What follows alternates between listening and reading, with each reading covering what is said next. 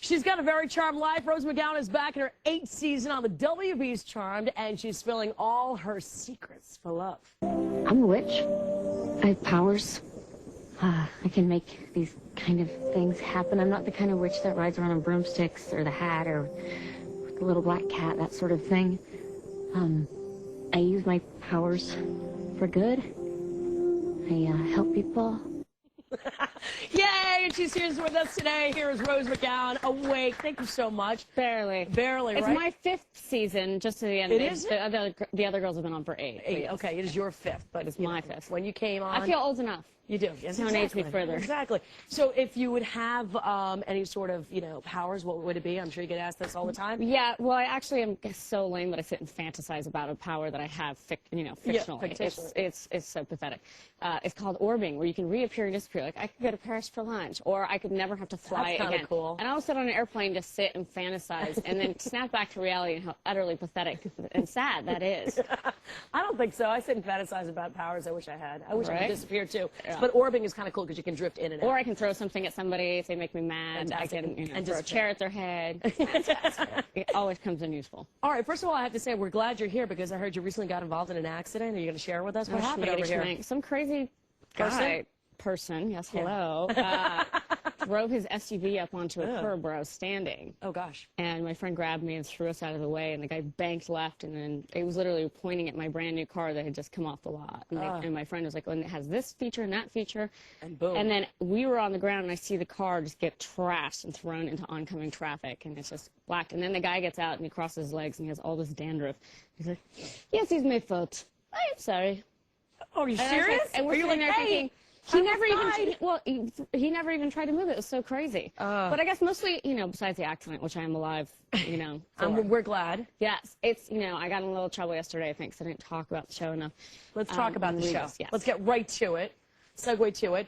Do you get more love interest in the show? Because, we kind of want to know about what's happening this season. Give us a scoop. Yes, I just got engaged on this episode that we're filming. Are you going to get married? I am on the next episode, and I just found the most beautiful wedding dress. It was from the 30s. I told him to go to a vintage costume house instead of having some new bridal thing. And I love 1930s clothes, so it fit like a glove. A glove. I was going to say charm, but that's so cheese, and I wasn't even trying to go But you're working it all in. Charm. No, I don't try WB. I'm not that good at that sort of thing, no. But, the coolest part is just that, I'm very pro-women and not afraid, certainly, to call myself a feminist.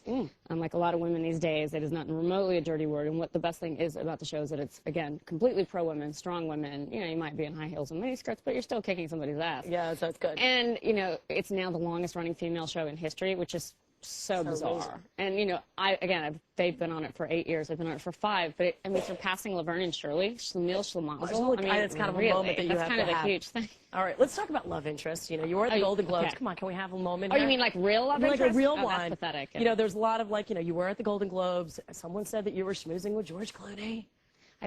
There you are, schmoozing with George Clooney. I don't schmooze. I say hello to and people talk to me, and I speak to them. How cute is I don't person? schmooze. How cute, tell me. Oh, he's ridiculous. But he's also brilliant, but it's very funny because I said, I'm a huge fan of old movies, and I watch Turner Classic Movies all the time, and his father's on there, and his father's a film historian. So I'm speaking to him because we had a mutual friend also standing right there that, nobody saw in the pictures, of course. And, so I go up and I go, I just have to say, I am a huge fan, and it looked like I was about to say, him, I was like, of your father's. I'm obsessed with your father. I think he's the most brilliant man alive. And he's like, well, thank you. So, but it's really cute. He was, he's lovely, very smart. I think he's certainly the closest thing we have to, like a Cary Grant, Clark Gable. Sort of, And brilliant also, which I love. I love his self-deprecating humor, too. I'm big on self-deprecating. Very, very attractive. I'm big on not taking yourself seriously. You are so beautiful, I have to say. Great skin. I know you've, been on the whole circuit and plugging Charmed and everything like that, but you're charming. All right, Rose, let me go.